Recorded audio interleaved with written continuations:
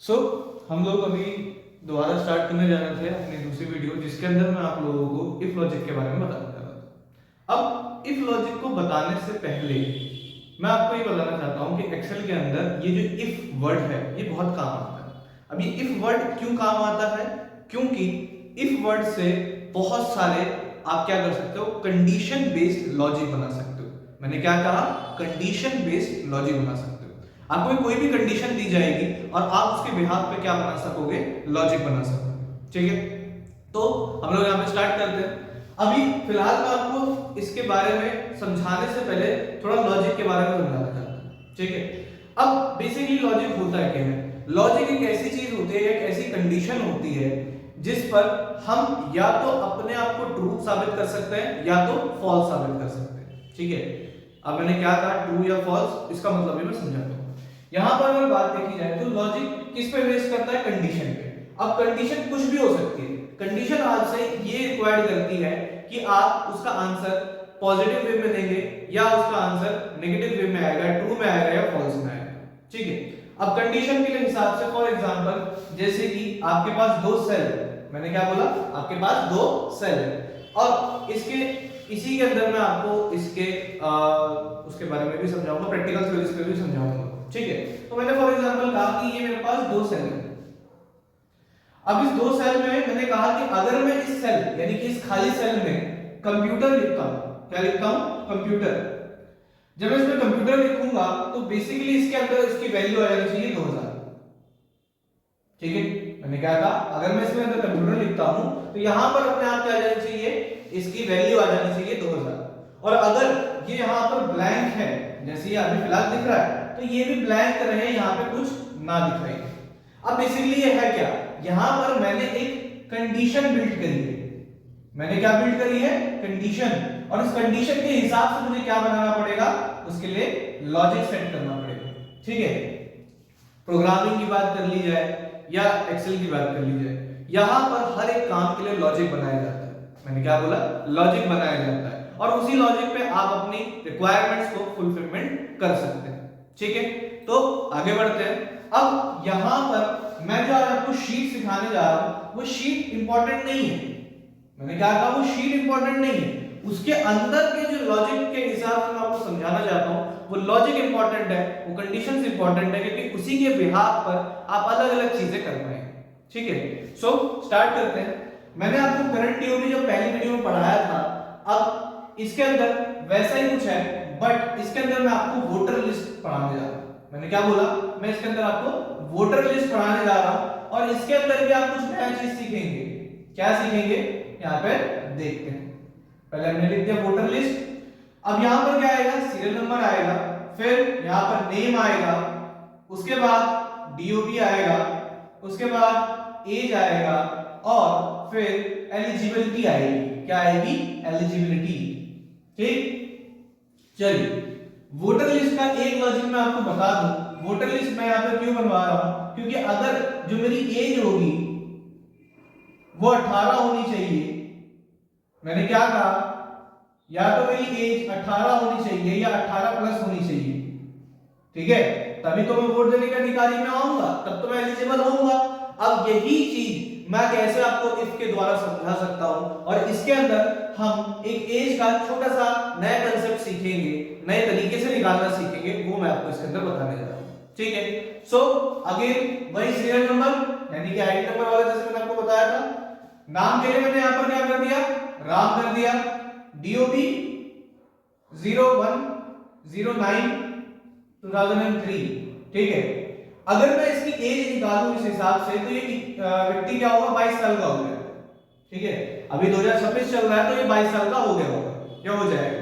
ठीक है, अब यहां पर जो एज निकालनी है वो एज हमें उस पुराने तरीके से नहीं निकालनी जहां पे हम इक्वल डेटेटिव लिखेंगे, फिर टुडे सिलेक्ट करेंगे, डीओबी सिलेक्ट करेंगे। नहीं, हम डीओबी सिलेक्ट करेंगे पर यहां पे टुडे नहीं दे रखा, यहां पे टुडे हमें लिखना पड़ेगा। मैंने क्या बोला? यहां पे टुडे लिखना पड़ेगा। अब वो कैसे लिखा जाएगा, क्या होगा, वो सारी चीजें मैं आपको यहां पे बताऊंगा। अगर मैं एज में देखूं तो इक्वल डेटेटिव डीओबी कॉमा, अब यहां पर टुडे नहीं दे रखा, यहाँ पर मैं अगेन बात कर रहा हूं टुडे नहीं दे रखा, तो मैं क्या करूंगा, मैं जानता हूं कि मैं टुडे लिख भी सकता हूं, ब्रैकेट ओपन क्लोज कर सकता हूं, ठीक है, मैं टुडे लिख भी सकता हूं और ब्रैकेट ओपन क्लोज कर सकता हूं। अब इस एक चीज से एक नया कंसेप्ट और भी आपके दिमाग में सीख जाएंगे आप कि एक फंक्शन के अंदर आप मल्टीपल फंक्शंस को अप्लाई कर सकते हैं। मैंने डेटेड एक फंक्शन है उसके अंदर टुडे नाम का एक फंक्शन और अप्लाई कर दिया, ठीक है, इस वजह से यहाँ पे ब्रैकेट ओपन क्लोज करना पड़ा। अब टुडे से फायदा क्या होगा यहाँ पर कि वो आज की तारीख अपने आप ले लेगा और उसे कैलकुलेट करके इसकी एज निकाल देगा, ठीक है। चलिए हमने यहाँ पे कॉमा लगाया, इन्वर्टेड कॉमा में y, इन्वर्टेड कॉमा बंद, ब्रैकेट बंद, और यहाँ पर क्या आ जाएगी, उस व्यक्ति की एज आ जाएगी, क्या आ जाएगी, एज आ जाएगी। अब यहाँ पर बात समझने वाली बात है एलिजिबिलिटी की, किसकी, एलिजिबिलिटी की। एलिजिबिलिटी क्या होता है, एलिजिबिलिटी मैंने बताया कि किसी व्यक्ति को या तो 18 का होना चाहिए या तो 18 प्लस होना चाहिए। मैंने क्या बोला, या तो 18 का होना चाहिए, 18 प्लस होना चाहिए। तो इसके लिए वो कैसे काम करेगा, इसके लिए हम यहां पे लिखेंगे एलिजिबल। अब यहां पर मैं इफ लॉजिक का इस्तेमाल करूंगा, किसका इस्तेमाल करूंगा, इफ का। बट पहले मैं आपको इफ का मतलब समझा दूं। इफ का मतलब होता है अगर, क्या होता है, अगर। ये अगर का मतलब है कोई भी कंडीशन पे काम करना। मैंने क्या बोला, इस अगर का मतलब होता है कोई भी कंडीशन पे काम करना, ठीक है। अभी कैसे काम करेगी, इसको समझने के लिए पहले लिखेंगे इक्वल इफ। अभी मैं आपको इसका कोई फंक्शन नहीं बनाने जा रहा हूं, अभी सिर्फ मैं आपको इस फंक्शन के बारे में सिखाने जा रहा हूं कि इसके अंदर होता क्या है। इसके अंदर सबसे पहले एक चीज मांगी जाती है, लॉजिकल टेस्ट। क्या मांगा जाता है, लॉजिकल टेस्ट। लॉजिकल टेस्ट का मतलब क्या है कि आपको एक कंडीशन दी जाएगी, जैसे यहाँ पे कंडीशन दे रखी है कि जो व्यक्ति यहाँ की एज निकली है वो व्यक्ति वोट देने के एलिजिबल है कि नहीं, तो वही लॉजिकल टेस्ट दे रखा है आपको, और उसके बेस पे क्या बनानी है, आपको एक लॉजिक बनाना है, कंडीशन पे लॉजिक बनाना है, ठीक है। अब जब लॉजिक बनाना है तो लॉजिक बनाते वक्त में दो चीजें होती हैं, दो पॉसिबिलिटीज होती हैं। पहली पॉसिबिलिटी का नाम है ट्रू और दूसरी पॉसिबिलिटी का नाम है फॉल्स। यानी कि वैल्यू इफ ट्रू, मैंने क्या बोला, वैल्यू इफ ट्रू, यानी कि अगर वैल्यू ट्रू निकलती है तो इसके अंदर क्या वो चीज आनी चाहिए जो इसको एलिजिबल बताएगी, और अगर वो वैल्यू फॉल्स आती है, value if false, so what we get, हम यहां पर फॉल्स में जाएंगे। अब ये जो चीजें थी ये इसका एक बेसिक सिंटेक्स था। बेसिक सिंटेक्स का मतलब क्या होता है, जो इसका मूलभूत आधार बताता है कि बेसिकली फंक्शन किस तरीके से काम करेगा या कैसे काम करेगा, ठीक है। आई होप अब जो मैंने बात कही है उससे आपको क्लियर हो गया होगा कि ये मैंने आपको क्यों समझाया, ठीक है। अब यहां पर अगर हम देखें तो मैंने लिखा इक्वल इफ, अगर जो मेरी एज, अब मैं यहां पे उस एलिजिबिलिटी के लिए बनाने जा रहा हूं, मेरी जो एज है वो बड़ी या बराबर होती है। मैंने क्या कहा, वो बड़ी या बराबर होती है, यानी वो ग्रेटर देन इक्वल होती है किसके, हमारे देश में वोटर अधिकार किसको है, 18 वाले को है, 18 को, तो कॉमा, यहां पे मेरा लॉजिकल टेस्ट बन गया। अब मैंने कहा कि वैल्यू इफ ट्रू, अगर ये बात सत्य निकलती है तो क्या हो जाऊंगा मैं, अगेन इन्वर्टेड और कॉमा वाला कंसेप्ट। मैंने क्या बोला, इन्वर्टेड कॉमा वाला कंसेप्ट। जिन्हें नहीं भी पता मैं दोबारा बता देता हूं, जब आप अकेला ई लिखें या एफ लिखें या कुछ भी लिखें, कोई भी अल्फाबेट इस्तेमाल करोगे तो दोबारा फंक्शन बन जाएगा। क्यों, क्योंकि यहां हम देख चुके हैं, अगर मैंने यहां पे टुडे लिखा तो ये फंक्शन बन चुका है, यानी फंक्शन के अंदर फंक्शन लगाया जा सकता है। बट अगर मुझे कोई भी अल्फाबेट का इस्तेमाल करना है जो किसी चीज को इंडिकेट कर रहा होगा, उसके लिए मैं क्या इस्तेमाल करता हूं, इन्वर्टेड कॉमास का करता हूं। किसका करता हूं, इन्वर्टेड कॉमास का। तो मैं यहां पे अकेला ई नहीं लिखूंगा, मैं क्या करूंगा, इन्वर्टेड कॉमा में लिखूंगा ई, यानी कि एलिजिबल। मैंने शॉर्ट फॉर्म में क्या लिख दिया, एलिजिबल। और अगर ये बात कॉमा गलत निकलती है तो मैं क्या हो जाऊंगा, एन, यानी कि नॉट। मैंने क्या बोला, एन यानी कि नॉट। तो आई होप आपको यहां पर इस वोटर लिस्ट के कंसेप्ट में ये जो इफ लॉजिक होता है ये जरूर से समझ आया होगा, ठीक है। ये ज्यादा बेटर अभी समझ में आएगा जब मैं इसके अंदर उस प्रैक्टिकल चीजें भी आपको बता दूंगा, ठीक है। अब हम थोड़ा सा प्रैक्टिकल जानते हैं। प्रैक्टिकल में हमें सबसे पहले वही अपना एक हेडिंग बनानी है। हेडिंग बनाने के लिए आपको पता है मैं सिलेक्ट करूंगा सेल्स को, यहाँ पे मर्जन सेंटर करेंगे। मर्जन सेंटर करने के बाद मैं अपना कैप्स लॉक ऑन कर लूंगा, जिससे मैं कैपिटल में लिख सकता हूँ। यहाँ पे मैं वोटर लिस्ट डाल रहा हूँ। देन यहाँ पर आपको क्या करना है, यहाँ पे आपने 25 साइज ले लिया इसको, ठीक है। यहाँ पर मैंने अपना टाइम्स न्यू रोमन ले लिया है। फिर उसके बाद मैंने यहाँ पर उसको कलर कर लिया अपने हिसाब से, आप जैसा चाहें वैसा कर सकते हैं। देन उसके बाद मुझे क्या करना है, यहाँ पर सीरियल नंबर चाहिए, उसके बाद नेम, फिर यहाँ पे DOB, date of birth, age and eligibility.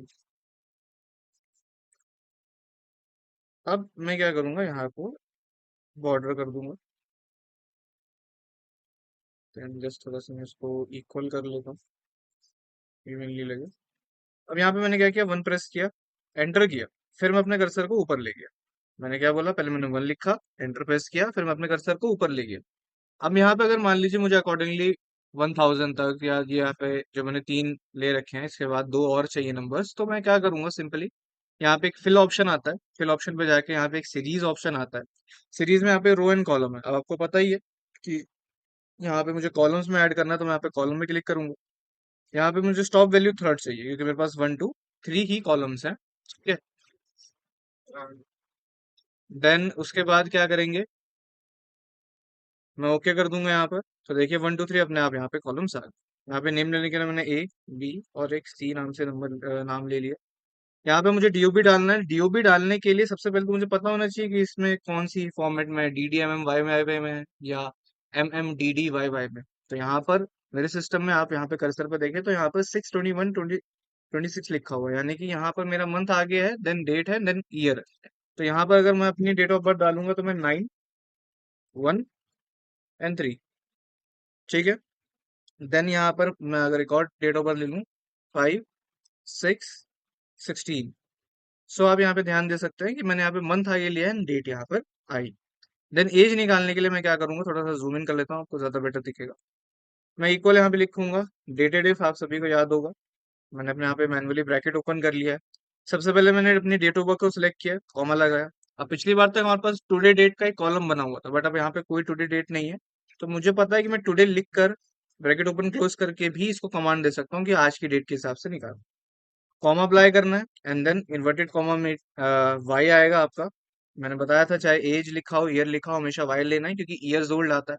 Then enter पास करेंगे और यहाँ पर हमारे पास हमारी डेट आ चुकी है। इक्वल डेटेड इफ दोबारा लिखते हैं, यहाँ पर दोबारा से ब्रैकेट ओपन करेंगे। देन यहाँ पर दोबारा से मैं डेट ले लूंगा, कॉमा लगाऊंगा, टुडे लिखूंगा, and then comma, inverted comma Y, inverted comma close, and enter. यहाँ पे मेरे पास मेरी डेट्स आ गई। अब जैसा मैंने आपको इफ लॉजिक के बारे में बताया था, तो इफ लॉजिक क्या करता है, जब आप इक्वल इफ लगाते हैं तो यहाँ पे आप देख भी सकते हैं, check whether a condition met and return the one value if true और अनदर वैल्यू विल फॉल्स। यानी कि एक कंडीशन आपको दी जाएगी और उसके हिसाब से आपको क्या करना पड़ेगा, एक लॉजिक क्रिएट करना है। लॉजिक में बेसिकली ट्रू या फॉल्स में वो आंसर आपके पास आएगा। देन मैं यहाँ पे टैप प्रेस करूंगा, अपनी एज को सिलेक्ट करूंगा। अब यहाँ पर मेरा लॉजिक क्या बनता है कि भाई मैं वोट देने के अधिकारी में कब आता हूँ, जब मैं 18+ का हूँ या 18 का हूँ। तो यहाँ पर अगर मैं लिखूं कि ग्रेटर देन इक्वल्स टू, यानी कि अगर मैं 18 से बड़ा या बराबर होता हूँ किसके, 18 के, 18 के, तो देन मैं कॉमा, ये वैल्यू अगर ट्रू निकलती है तो इन्वर्टेड कॉमा में ई यानी कि एलिजिबल हो जाता हूँ, inverted comma close and comma. अगर ये वैल्यू फॉल्स आती है तो मैं यहाँ पर फॉल्स यानी कि एन के लिए मैं यहाँ पे शो कर रहा हूँ, नॉट के लिए। जैसे मैं यहाँ पे एंटर पास करूंगा, ब्रैकेट बंद करने की कोई जरूरत नहीं है, हमें पता है एक्सेल समझदार है, वो ब्रैकेट खुद ही क्लोज कर लेता है। जैसे हम एंटर पास करेंगे यहाँ पर एलिजिबल मैं आ चुका हूँ। अगर मैं यहाँ पे देखूँ जो हमारा बी सेक्शन है, तो वहां पे मैं इफ लगाता हूँ, देन दोबारा से मैंने अपना सेक्शन यहाँ पे लिया है। अगर जो लोग अभी पहली बार वीडियो देख रहे हैं, यहाँ पे J6 देख रहे हैं 10 की जगह, तो J6 का मतलब यहाँ पर ये कॉलम और रो को डिनोट कर रहा है कि ये सेल J6 है, और इसमें मेरी वैल्यू 10 दे रखी है। देन ये वही ग्रेटर देन इक्वल्स टू भी 18, देन कॉमा, इन्वर्टेड कॉमा में ई, इन्वर्टेड कॉमा क्लोज यानी कि एलिजिबल अगर ये वैल्यू ट्रू निकलती है, and then comma, inverted comma में एन अगर ये वैल्यू फॉल्स निकलती है। देन मैंने जैसे एंटर किया यहाँ पर आ गया। सो यहाँ पर हमारा ये कंप्लीट होता है वोटर लिस्ट, जहाँ पे हमने इसको एलिजिबल नॉट एलिजिबल के रूप में देखा है। अभी हमें काफी कुछ सीखना है, अभी इफ सीखना है, नेस्टेड इफ सीखना है, और अभी मैं इफ के साथ भी कुछ और कंडीशन अप्लाई करूंगा। तब तक के लिए आप इसको थोड़ा सा देखिए, जानिए, दोबारा से थोड़ी सी प्रैक्टिस करिए, ठीक है। Thank you.